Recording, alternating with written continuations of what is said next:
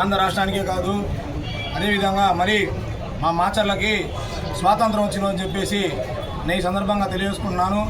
గడిచిన 20 సంవత్సరాలుగా చంబల్లోయని తలపించినటువంటి మాచర్ల ఈరోజు మా జూలకంటి బ్రహ్మాందరెడ్డి గారి ఆధ్వర్యంలో అభివృద్ధిలో సంక్షేమంలో ముందుకెళ్తుందని చెప్పేసి నేను ఈ సందర్భంగా తెలియజేసుకుంటున్నాను.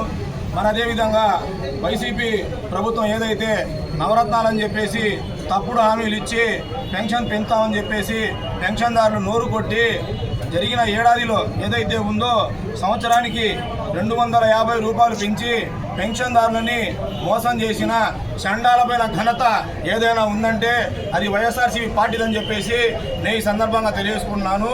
అదేవిధంగా సూపర్ 6 అనేటువంటి బృహత్తరమైన కార్యక్రమాన్ని ఏర్పాటు చేసి ఈరోజు ఆంధ్ర రాష్ట్ర ప్రజల, మహిళల, వృద్ధుల, యువకుల మనసు దోచుకున్న ప్రభుత్వం ఏదైనా ఉందంటే అది ఒక తెలుగుదేశం పార్టీ అని చెప్పేసి నేను ఈ సందర్భంగా తెలియజేసుకున్నాను. ఏదైతే పెన్షన్దారులకు 1000 రూపాయలు పెంచారో ఆ పెన్షన్ పెంచిన తర్వాత ఇచ్చిన ఘనత మా చంద్రబాబు నాయుడు చెప్పి సందర్భాన్ని చేసుకున్నాను. అదేవిధంగా మహిళా తల్లులకి గౌరవం ఇచ్చి 3 ఉచిత సిలిండర్లు ప్రకటించి 3 ఉచిత సిలిండర్లు గడిచిన ఈ ఏడాది కాలంలో ఇచ్చిన ఘనత ఏదైనా ఉందంటే అది మా నాయకుడు చంద్రబాబు నాయుడు గారు చెప్పేసి నేను ఈ సందర్భంగా తెలియజేసుకున్నాను. అదేవిధంగా ఈరోజు సంవత్సర కాలం అయింది.